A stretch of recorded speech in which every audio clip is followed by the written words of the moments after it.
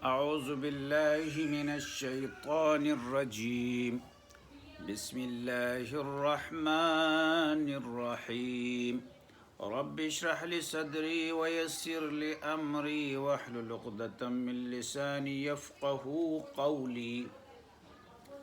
محترم سامعین و ناظرین، درس قرآن حکیم کے سلسلے میں سورہ صافات کے آیات جو آپ کو کل پڑھائے گئے، جس میں فنظر نظرۃ فی النجوم فقال انی سقیم، حضرت ابراہیم علیہ السلام نے ستاروں پر نظر ڈال دیا اور قوم کو کہہ دیا میں بیمار ہوں۔ تو اب ستاروں پر کیوں نظر ڈالا، اس کے مقصد آپ کو بیان کر لیا، اور آج آپ کو علم نجوم کی شرعی حیثیت آپ کو بتاتے ہیں کہ کس حد تک درست ہے یا نہیں۔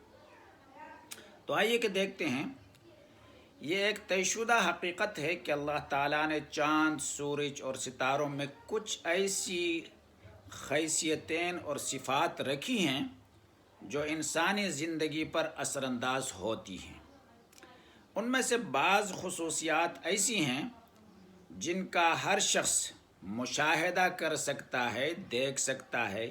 مثلا سورج کے قرب اور بعد سے گرمی اور سردی کا پیدا ہونا، چاند کے اتار چڑھاؤ سے سمندر میں مد و جزر وغیرہ۔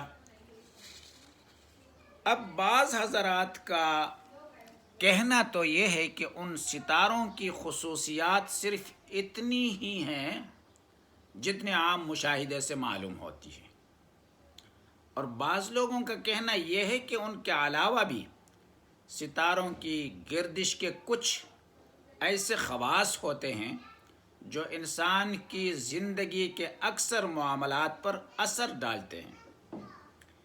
ایک انسان کے لیے کسی ستارے کا کسی خاص برج پہ چلے جانا مسرتوں کا، کامیابیوں کا سبب بنتا ہے، اور کسی کے لیے غموں اور ناکامیوں کا۔ پر بعض لوگ تو ستاروں ہی کو کامیابیوں اور ناکامیوں کے معاملے میں مؤثر حقیقی مانتے ہیں، اور بعض لوگ یہ کہتے ہیں مؤثر حقیقی تو اللہ تعالیٰ ہی ہے، مگر اس نے ستاروں کو ایسے خواص عطا کر دیے ہیں، اس لیے دنیا کے دوسرے اسباب کی طرح وہ بھی انسان کی کامیابیوں اور ناکامیوں کا ایک سبب ہوتے ہیں۔ جہاں تک ان لوگوں کا تعلق ہے جو ستاروں کو مؤثر حقیقی مانتے ہیں، یعنی یہ سمجھتے ہیں کہ دنیا کے انقلابات اور واقعات ستاروں ہی کے مرہون منت ہیں، ستارے ہی دنیا کے تمام واقعات کے فیصلے کرتے ہیں، تو بلا شبہ ان کا خیال غلط اور باطل ہے، اور یہ عقیدہ انسان کو شرک کی حد تک پہنچا دیتا ہے۔ اہل عرب بارش کے بارے میں یہی عقیدہ رکھتے تھے کہ ایک خاص ستارے کے بارے میں کہتے تھے کہ بارش لے کر آتا ہے، اور وہ بارش کے لیے مؤثر حقیقی کی حیثیت رکھتا ہے۔ حضرت صلی اللہ علیہ وسلم نے اس عقیدے کی سخت تردید فرمائی، جس کی تصریحات احادیث نبوی کے اندر موجود ہیں۔ رہیں وہ لوگ جو دنیاوی واقعات میں مؤثر حقیقی تو اللہ کو مانتے ہیں، لیکن ساتھ ہی اس بات کے بھی قائل ہیں کہ اللہ نے ستاروں کو ایسے خواص عطا فرمائے ہیں جو سبب کے درجے میں انسانی زندگی پر اثر انداز ہوتے ہیں۔ جس طرح بارش برسانے والا تو اللہ تعالیٰ ہی ہے، لیکن اس کا ظاہری سبب بادل ہے۔ اسی طرح تمام کامیابیوں اور ناکامیوں کا اصل سرچشمہ تو اللہ تعالیٰ کی مشیت ہی ہے، لیکن یہ ستارے ان کامیابیوں اور ناکامیوں کا سبب بن جاتے ہیں۔ سو یہ خیال شرک نہیں ہے، اور قرآن و حدیث سے اس خیال کی نہ تصدیق ہوتی ہے اور نہ تردید ہوتی ہے، لہٰذا کچھ بعید نہیں ہے کہ اللہ تعالیٰ نے ستاروں کی گردش، ان کے طلوع و غروب میں کچھ ایسے اثر رکھے ہوں، لیکن ان اثرات کی جستجو کرنے کے لیے علم نجوم کی تحصیل، اس علم پر اعتماد اس کی بنا پر مستقبل کے بارے میں فیصلے کرنا بہرحال ممنوع اور ناجائز ہے۔ احادیث میں اس کی ممانعت آئی ہے۔ ایک روایت میں آپ کو پڑھ کے سنا دیتا ہوں۔ راوی حضرت عبداللہ ابن مسعود ہے، فرماتے ہیں کہ حضور صلی اللہ علیہ وسلم نے فرمایا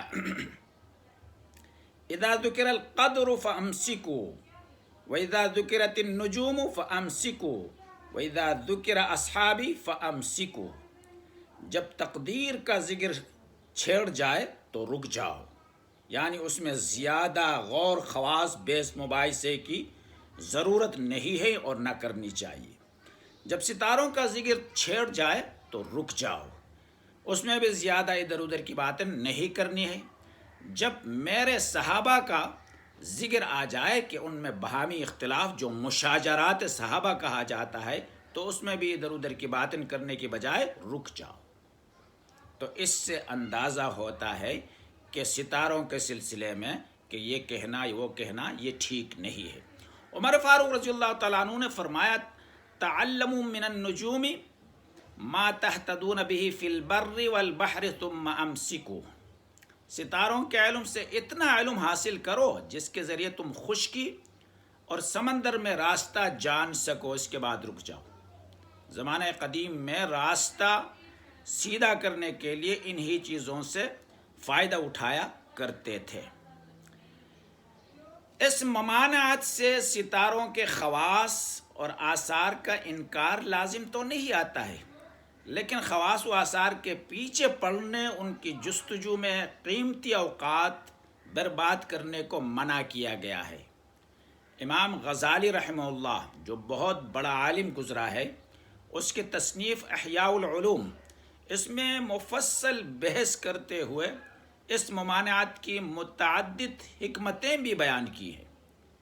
علم نجوم کے ممنوع مذموم ہونے کی ایک حکمت یہ بیان کیا ہے کہ اس علم میں انسان انہماک بڑھتا ہے۔ جب اس علم میں تو تجربہ یہ ہے کہ وہ رفتہ رفتہ ستاروں ہی کو سب کچھ سمجھ بیٹھتا ہے اور ہر چیز سے الگ تھلگ ہو کر ستاروں کے مؤثر حقیقی ہونے کے مشرکانہ عقیدے کی طرف چلتا ہے۔ وہ یعنی ایسے محنت جو ہے انسان کو مشرکانہ عقیدے کی طرف لے جاتے ہیں۔ اور ایک حکمت انہوں نے امام غزالی صاحب نے یہ بھی بیان کیا ہے، اگرچہ ستاروں میں اللہ تعالیٰ نے کچھ خواص آثار رکھے ہوئے ہیں، تو ان کے یقینی علم کا ہمارے پاس سوائے وحی کے کوئی راستہ نہیں ہے۔ حضرت ادریس علیہ السلام کے بارے میں حدیث میں آیا ہے کہ انہیں اللہ تعالیٰ نے اس قسم کا کوئی علم عطا فرمایا تھا، لیکن اب وہ علم جس کی بنیاد وحی الہی پر تھی دنیا سے مٹ چکا ہے۔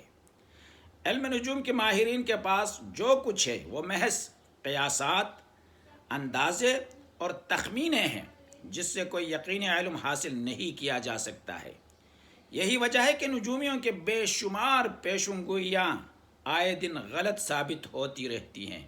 کسی نے بھی اس طرح کوئی حقیقت بیان نہیں کیا ہے۔ علامہ الوسی روح المعانی کے مؤلف بہت سارے تاریخی واقعات اور متعدد مثالیں اس کے بارے میں بیان کیا ہے۔ وہ کہتا ہے علم النجوم کے مسلمہ قواعد کے تحت ایک واقعہ جس طرح پیش آنا چاہیے تھا، حقیقت میں اس کے بالکل برعکس پیش آیا۔ چنانچہ جن بڑے بڑے لوگوں نے اس علم کی تحصیل میں اپنے عمر ضائع کی ہیں، وہ آخر میں یہ کہنے پر مجبور ہو گئے کہ اس علم کا انجام قیاس اور تخمینے سے آگے کچھ اور نہیں ہے۔ ایک اہم نجومی عالم اپنے ایک کتاب میں لکھتا ہے کہ علم نجوم ایک غیر مدلل علم ہے، اس میں انسان کے وسوسوں اور گمانوں کے لیے بڑی گنجائش ہے۔ ان باتوں کو تفسیر روح المعانی کے اندر ذکر کیے گئے ہیں۔ ایک وجہ اس کے سلسلے میں یہ بھی لکھا گیا ہے کہ یہ عمر عزیز کو ایک بے فائدہ کام میں صرف کرنے کے مترادف ہے۔ یہ علم نجوم کے لیے وقف کرنا، وہ سیکھنا، تو عمر عزیز کو بے فائدہ کام میں صرف کرنے کے مترادف ہے، جس کے بارے میں اللہ کے رسول نے فرمایا کہ من حسن الاسلام ترکہ ما لا یغنی، ایک انسان کے اسلام کے خوبیوں میں سے یہ ہے کہ وہ لایغنی چیزوں سے پرہیز کرے، بچتے رہے۔ یہ ہوئی علم نجوم کے بارے میں بات۔ اب رہی یہ بات کہ حضرت ابراہیم علیہ السلام جو کہا تھا انی سقیم، کہ میں بیمار ہوں، اس کا مطلب کیا ہے؟ یہ مسئلہ بھی اس میں ہے۔ حضرت ابراہیم علیہ السلام نے اپنی قوم کی دعوت کے جواب میں یہ کہا کہ میں بیمار ہوں۔ کیا حضرت ابراہیم علیہ السلام اس وقت واقعی بیمار تھے؟ قرآن کریم نے اس کے متعلق صراحت نہیں کی ہے، لیکن صحیح بخاری کی ایک حدیث سے معلوم ہوتا ہے کہ اس وقت ابراہیم علیہ السلام بیمار نہیں تھے، قوم کے ساتھ کوئی ایسی بیماری میں مبتلا نہیں تھے کہ قوم کے ساتھ نہ جا سکے۔ اس لیے سوال پیدا ہوتا ہے ابراہیم علیہ السلام نے یہ بات کیوں فرمائی؟ جواب مفسرین کا جواب تو اس سلسلے میں یہ ہے کہ در حقیقت ان الفاظ کے ذریعے ابراہیم علیہ السلام نے توریہ کیا تھا۔ اب توریہ کسے کہتے ہیں اس کی حقیقت جان لیجئے۔ توریہ کا مطلب یہ ہے کوئی ایسی بات کہنا بظاہر واقعے کے خلاف ہو، لیکن کہنے والے نے اس سے کوئی دور کے معنی مراد لیے ہو جو واقعے کے مطابق ہے وہ۔ یہاں حضرت ابراہیم علیہ السلام نے جو جملہ ارشاد فرمایا انی سقیم، اس کا ظاہری مفہوم تو یہی ہے کہ میں اس وقت بیمار ہوں، لیکن آپ کی اصل مراد یہ نہیں تھی۔ اصل مراد کیا تھی؟ اس کے بارے میں مفسرین کے مختلف آراء ہیں۔ بعض نے فرمایا اس سے مراد آپ کا مقصد وہ طبعی انقباض تھا جو آپ کو اپنی قوم کی مشرکانہ حرکات دیکھ کر پیدا ہو رہا تھا۔ اس کی تائید اس سے بھی ہوتی ہے کہ یہاں سقیم کا لفظ استعمال کیا گیا، مریض کا لفظ استعمال نہیں کیا گیا۔ مریض کے مقابلے میں سقیم کا لفظ ہلکا لفظ ہے۔ اس کا مفہوم اردو میں ہم یہ کہہ سکتے ہیں میری طبیعت ناساز ہے۔ ظاہر ہے اس جملے میں طبعی انقباض کے مفہوم کی بھی پوری گنجائش ہو سکتی ہے، اور ہو سکتا ہے اس وقت بھی تھوڑی بہت جو ہے کوئی ناسازی ہو۔ بعض حضرات نے فرمایا انی سقیم، حضرت ابراہیم علیہ السلام کا مقصد یہ تھا میں بیمار ہونے والا ہوں۔ سقیم اسم فاعل کا صیغہ ہے۔ عربی زبان میں اسم فاعل کا صیغہ مستقبل کے زمانے کے لیے بھی استعمال ہوتا ہے، تو یہاں مستقبل کا معنی مراد لیا ہو، میں بیمار ہونے والا ہوں۔ اس طرح آپ صلی اللہ علیہ وسلم بھی ارشاد فرمائے انک میت وانہم میتون۔ اس جملے کا اگر ظاہری معنی مراد لیا جائے تو یہ ہے کہ تم بھی مردہ ہو اور میں بھی مردہ ہوں، لیکن یہ نہیں، بلکہ معنی مراد یہ ہے کہ میں بھی مرنے والا ہوں اور تم بھی مرنے والے ہو۔ اس میں فاعل کو مستقبل کے معنی میں لیا تو یہاں بھی سقیم کو حضرت ابراہیم علیہ السلام نے مستقبل کے معنی میں لیا، تو ظاہر بات ہے انسان موت سے پہلے کچھ نہ کچھ بیمار ضرور ہوا کرتا ہے، تجربے سے یہ بات ثابت ہے۔ اچھا، اب اس میں ایک بات یہ بھی ہے کہ تعویل کی شرعی حیثیت کیا ہے، تعویل کا حکم شریعت کے اندر کیا ہے۔ تعویل کرنا تو جائز ہے، تعویل قولی بھی ہو سکتا ہے اور تعویل عملی بھی ہو سکتا ہے۔ ابراہیم علیہ السلام کا یہ قولی ہے اور عملی بھی ثابت ہے۔ نبی کریم صلی اللہ علیہ وسلم کے ہجرت کے موقع پر جب آپ ہجرت کر گئے تو مشرکین نے انعام کا اعلان کر لیا، جو نبی کریم صلی اللہ علیہ وسلم کو زندہ پکڑ کر لائے یا اس کا سر قلم کر کے لائے، نعوذ باللہ من ذالک، اس کے لیے 100 اونٹ۔ تو ہر کوئی اس لالچ میں ادھر ادھر بھاگنے لگے۔ ایک مشرک جو حضور صلی اللہ علیہ وسلم کو چہرے سے جانتے نہیں تھے، ابو بکر صدیق کو دیکھا اس کے ساتھ بندہ جا رہا ہے، پوچھا من ھذا، یہ کون ہے؟ تو ابو بکر صدیق کی توریہ آپ دیکھ لیجئے، ہوا ھادٍ یہدینی، وہ رہنما ہے اور میری رہنمائی کرتا ہے، میری رہنمائی کرتا ہے۔ پوچھنے والے نے تو بظاہر یہ سمجھا کہ یہ اس کا کوئی گائیڈ ہے، لیکن عمر فاروق ابو بکر صدیق کا اصل مقصد یہ تھا کہ روحانی اور دینی ہر اعتبار سے میرا رہنما یہ ہے۔ گویا کہ قولی توریہ جو حضور کے ساتھ حضور کے زمانے میں ہوا، پھر عملی توریہ بھی آپ صلی اللہ علیہ وسلم کیا کرتے تھے۔ جب مدینے سے کسی غزوے کے لیے نکلتے جس سمت پہ جانا ہے اس سمت کی طرف ہو کر نہیں جاتے، دوسرے سمت پہ جا کر اسی سمت پہ آتے تھے، نکلتے وقت دوسرے سمت پہ جاتے تھے۔ تو ایک عملی توریہ ہے۔ مزاح اور خوش طبعی کے توریہ بھی پائے جاتے ہیں آپ صلی اللہ علیہ وسلم کی زندگی میں۔ ایک مرتبہ ایک بوڑھی خاتون آپ کے سامنے آ گیا اور آپ نے مذاقاً اور توریہ طور پر جو ہے کہہ دیا، فرمایا کہ بوڑھی جو ہے جنت میں نہیں جائیں گے۔ وہ بوڑھی خاتون رونے لگی، تو پھر بعد میں آپ نے سمجھایا کہ وہاں سارے کے سارے جوان ہوں گے، کوئی بوڑھا پان نہیں آئے گی اور نہ بوڑھے وہاں ہوں گے۔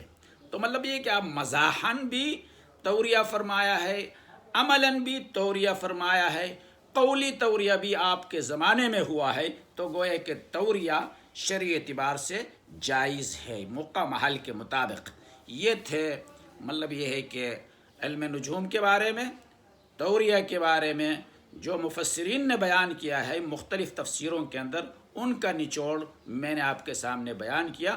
امید ہے کہ آپ کے نالج کے اندر اضافہ ہوا ہوگا۔